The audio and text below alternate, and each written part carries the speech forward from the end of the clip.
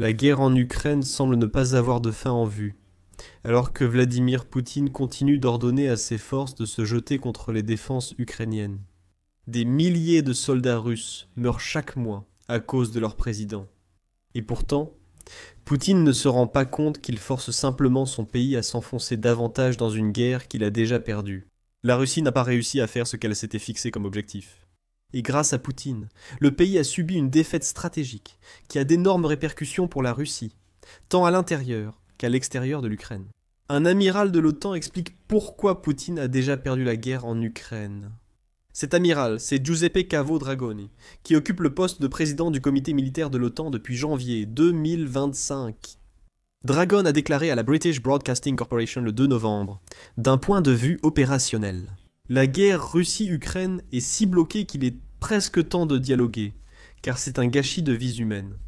La stratégie d'usure de Poutine, qui était censée épuiser l'Ukraine avec le temps, afin que la Russie puisse prendre le contrôle de tout le pays, s'est retournée contre lui.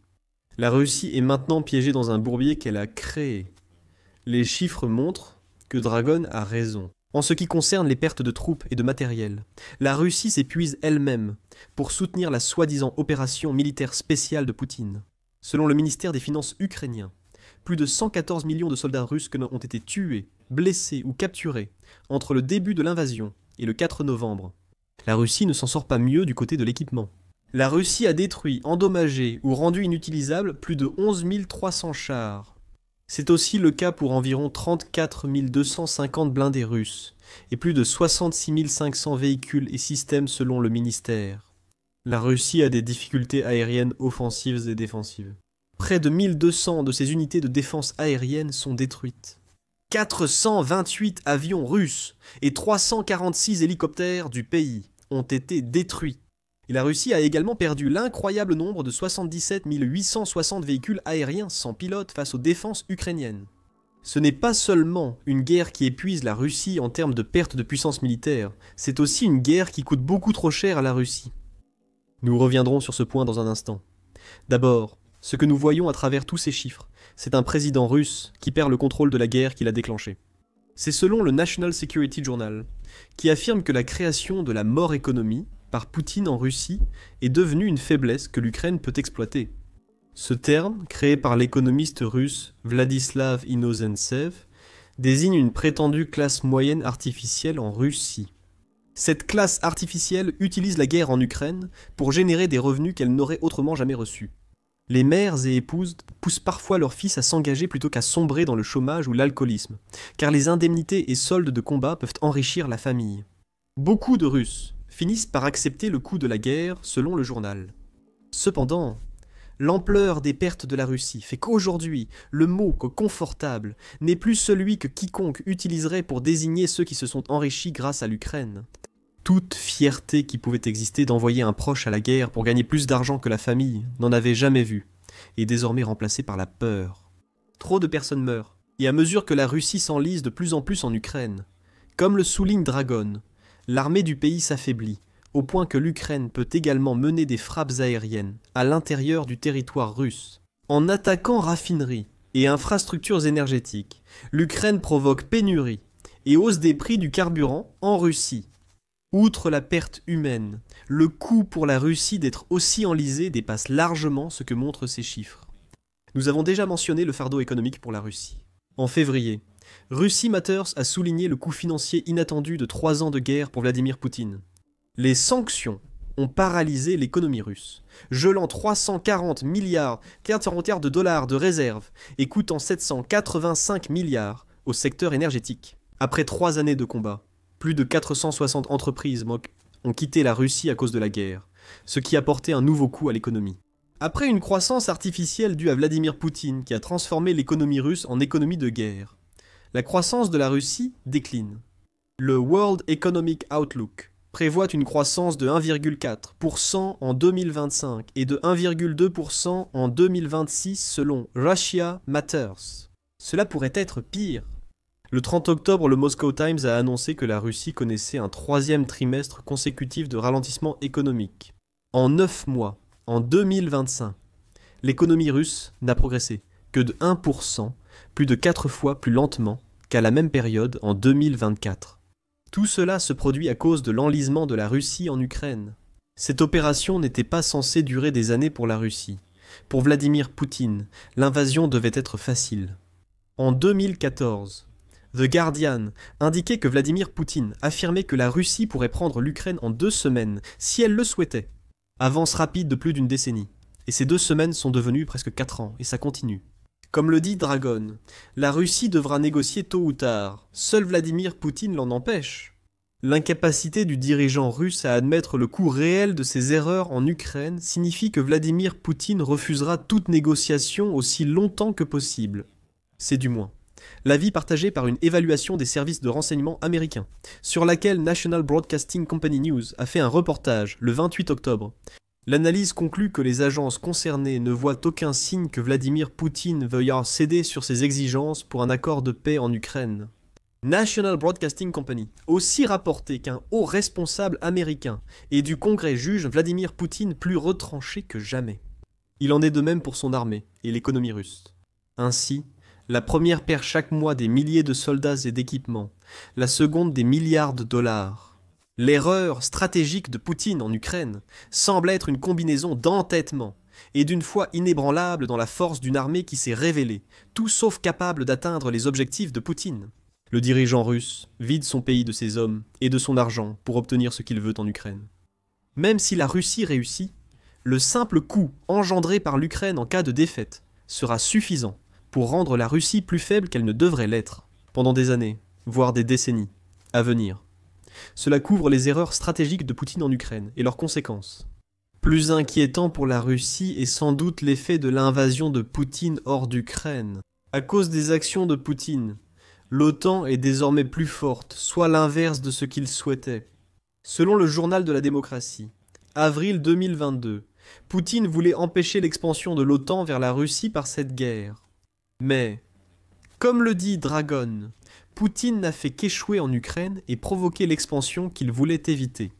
La Suède et la Finlande ont toutes deux rejoint l'OTAN en réponse directe aux actions de la Russie en Ukraine. Ceci montre que Poutine a fait une grave erreur stratégique. D'après United States Naval Institute News, l'entrée de la Suède dans l'OTAN pose un problème spécifique à la Russie. Avec la Suède, l'OTAN peut désormais renforcer ses défenses dans la région nordique de la mer Baltique. Le média indique que la Suède possède plus de 100 ans d'expérience dans l'exploitation de sous-marins dans cette mer. Ainsi, l'OTAN pourra patrouiller l'accès au vaste port de Saint-Pétersbourg en Russie. L'intégration de la Suède et de la Finlande permet aux planificateurs de l'OTAN de couvrir une zone blanche autrefois présente dans cette voie navigable. Ce qui était autrefois un territoire quelque peu neutre près des frontières de la Russie est devenu un espace que les défenses de l'OTAN peuvent occuper. United States Naval Institute News a aussi cité Marta Kepper de Rand, qui a affirmé que la principale contribution de la Suède à l'OTAN serait son territoire. À des fins de dissuasion et de défense, la Suède peut jouer un rôle important en tant que facilitateur et en tant que zone de base et de déploiement pour les forces américaines et alliées. La Suède peut aider l'OTAN à empêcher la Russie d'influencer la région et à contrer une invasion. La mer Baltique n'est pas vraiment un lac de l'OTAN, contrairement à ce que certains affirment, selon United States Naval Institute News. C'est une étendue d'eau de 145 000 miles carrés, et l'OTAN ne peut pas tout patrouiller. L'entrée de 2 pays baltes à l'OTAN, renforçant sa présence en mer Baltique, est une mauvaise nouvelle pour Poutine. Et cela n'est arrivé que parce que l'Ukraine a été envahie. L'ajout de 2 nouveaux pays est loin d'être la seule façon dont l'OTAN s'est renforcée. Selon la British Broadcasting Corporation en juin, tous les membres de l'OTAN ont accepté d'augmenter leurs dépenses de défense à 5% du produit intérieur brut d'ici 2035. Cette décision est intervenue sous la pression du président américain Donald Trump, qui avait précédemment suggéré que les membres non américains de l'OTAN devaient en faire davantage pour financer leur participation à l'Alliance. Néanmoins, cela a été une autre conséquence des erreurs stratégiques commises par Poutine en ce qui concerne l'OTAN. La guerre en Ukraine, censée affaiblir l'OTAN en Europe, l'a au contraire renforcée. Poutine a poussé l'OTAN dans ses retranchements. L'Alliance a réagi avec de nouveaux membres, plus de dépenses et un soutien renforcé à l'Ukraine. Comme l'a indiqué RBC Ukraine le 3 novembre, un plan prévoit de renforcer le flanc est de l'OTAN avec des drones. Selon le média, l'OTAN aura d'ici mi-2026 un mur de drones à l'est pour contrer la menace russe. Encore une fois, nous voyons l'OTAN se renforcer de manière qu'elle n'aurait jamais eu besoin de le faire si Poutine avait simplement gardé son pays en dehors de l'Ukraine. Poutine pourrait croire qu'une victoire en Ukraine résoudrait ses problèmes. L'expansion de l'OTAN pourrait être contrée par celle de la Russie et le contrôle de l'Ukraine. Poutine pourrait envisager de négocier la levée des sanctions pour relancer l'économie russe. Évidemment, plus d'1 million de pertes humaines n'est pas positif pour l'avenir de la Russie. Mais Poutine pourrait penser que l'ajout de millions d'Ukrainiens à la Russie, en cas de victoire, résoudra ce problème. Si c'est ce que Poutine croit, il se trompe à tellement de niveaux. Dragon déclare à la British Broadcasting Corporation qu'une victoire russe en Ukraine ne garantirait pas à Poutine le contrôle du pays. Ils n'auront pas un gouvernement ami ou une marionnette comme en Biélorussie. Poutine échouera, affirme Dragon. Peut-être que Poutine ne comprend pas cela, même s'il présente souvent son opération militaire spéciale comme visant à libérer les Ukrainiens d'un gouvernement soi-disant tyrannique. La plupart des Ukrainiens ne veulent ni de Poutine ni de marionnettes russes, comme l'a prouvé août dernier. À ce moment, le Kiev indépendant a rapporté un sondage sur la volonté des Ukrainiens d'accepter un accord de paix proposé à l'époque. Ces accords comprenaient des restrictions sur l'adhésion de l'Ukraine à l'OTAN, en plus de la cession du contrôle de 4 régions partiellement occupées du pays à la Russie. L'Ukraine a massivement dit non. Un peu plus des 3/4 des personnes interrogées ont déclaré qu'elles rejetteraient un tel accord de paix. C'est une légère baisse par rapport aux 82% qui disaient la même chose en mai. Mais cela montre toujours que l'Ukraine n'a aucune envie de tolérer une quelconque influence russe sur les actions du pays. Comme le souligne Dragon, ce rejet des propositions russes montre que l'Ukraine continuera à lutter fermement contre la Russie. Même si l'opération militaire spéciale de Poutine réussit à prendre tout le territoire ukrainien, Poutine n'aura pas une nation qu'il pourra contrôler. Il n'obtiendra pas une population prête à relancer l'économie vacillante de la Russie. Il risque fortement de diriger un pays plein de subterfuges, sabotage et résistance clandestine. Bien après une victoire russe en Ukraine, une nouvelle erreur stratégique. La conviction de Poutine que l'Ukraine veut le contrôle russe est catégoriquement rejetée par l'Ukraine. Ce rejet ukrainien sera soutenu par l'OTAN et ses membres européens, ajoute Dragon. Les nations européennes qui soutiennent actuellement la défense de l'Ukraine sont prêtes à continuer, affirme Dragon à la British Broadcasting Corporation.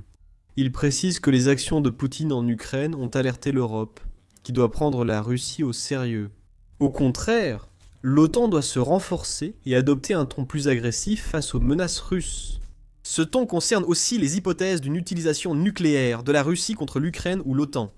Le 31 octobre, la British Broadcasting Corporation a annoncé que la Russie a dévoilé 2 nouvelles armes nucléaires pour menacer ses opposants. L'une de ces armes, évoquée pour la première fois en 2018, est appelée Poséidon. Cette arme peut atteindre des vitesses allant jusqu'à 120 miles par heure, tout en suivant une trajectoire constamment changeante que, selon la Russie, il serait impossible d'intercepter. Dans quelle mesure cela est-il vrai pour une arme à la vitesse d'un drone ? À une époque où les missiles nucléaires supersoniques et hypersoniques sont privilégiés, cela reste à voir. La Russie a également dévoilé un missile de croisière à propulsion nucléaire nommé Bourievestnik. Cette arme aurait, paraît-il, une portée illimitée. Il reste toujours incertain si les informations russes sur leurs armes sont fiables. Poutine brandit ses armes nucléaires.